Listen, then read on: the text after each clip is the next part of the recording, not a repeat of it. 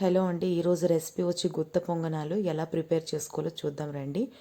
ఒక గ్లాస్ పప్పుకి 2 గ్లాసులు రైస్ తీసుకోవాలండి.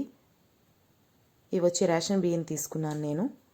దీన్ని 2 టైమ్స్ వాష్ చేసుకొని నానబెట్టుకోవాలండి. ఒక 5 అవర్స్ బాగా నానాక దీన్ని మెత్తగా గ్రైండ్ చేసుకోవాలండి.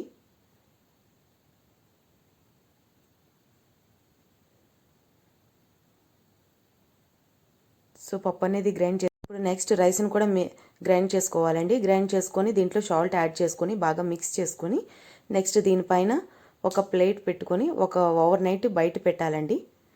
నెక్స్ట్ వచ్చేటప్పటికి మన బ్యాటర్ అనేది ఇలా రెడీ అవుతుంది. లైట్గా పులుపు వచ్చిందండి.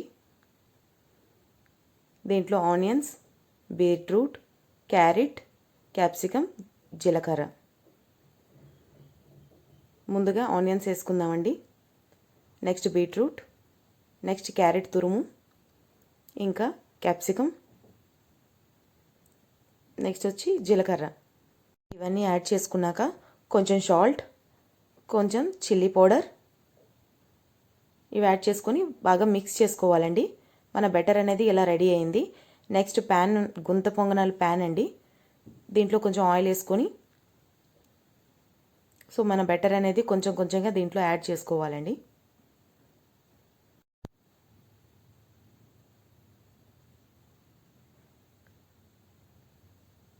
మొత్తం అన్నీ వేసుకున్నాక చూసారు కదండి, దీనిపైన మూత పెట్టుకొని ఒక 5 మినిట్స్ ఉంచి 5 మినిట్స్ తర్వాత చూస్తే మన గుత్త పొంగనాలు అనేది ఇలా రెడీ అయ్యావండి. ఒక్కసారి చూడండి, చాలా కలర్ఫుల్గా టేస్టీగా ఉంటుంది. నెక్స్ట్ ఇంకొకసారి దీనిపైన మూత పెట్టుకొని 2 మినిట్స్ తర్వాత చూస్తే మన గుత్త పొంగనాలు అనేవి రెడీ అయిపోయావండి. దీంట్లో ప్లేట్లో తీసుకొని సర్వ్ చేసుకుందాం. చూసారు కదండి, చాలా స్మూత్గా సాఫ్టీగా చాలా టేస్టీగా ఉంటాయండి. డెఫినెట్గా ట్రై చేయండి.